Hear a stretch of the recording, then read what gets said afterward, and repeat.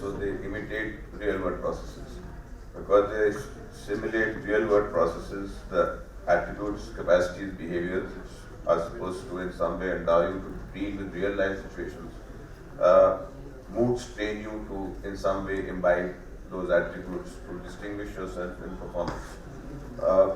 I would regard Moot to be part of liberal education. I mean, I don't think there is a dispute about that. Law is not to be treated as vocation, because law is not just vocation, and it is very closely aligned to life and all issues which make life meaningful.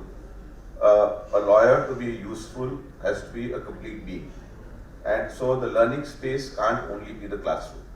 And because the learning space cannot be only be the classroom, that's the reason why you have an extended space of learning, and that's where the Moot courses actually come in. So the learning is no longer passive in the sense a teacher-student one-way relationship.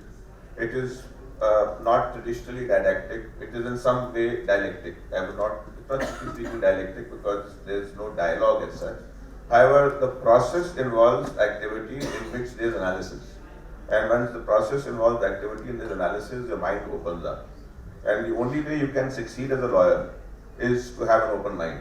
Because the situations you confront as a lawyer, many times they are not things for which you prepare. There are issues, there are situations which confront you suddenly and you have to think on your feet. And because you have to think on your feet, your training has to be complete and has to be conceptually sound. So what Moots do is students prepare, and by reason of the questions which actually come from the bench at that point of time, they are scrutinized for their understanding of the subject. And law is premised on understanding.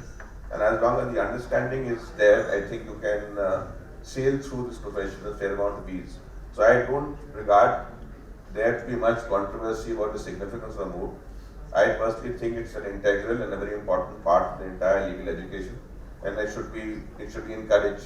But that said, a caveat, normally I've seen students who've been good Mooters come to court extremely confident, and not just confident, almost verging on arrogant.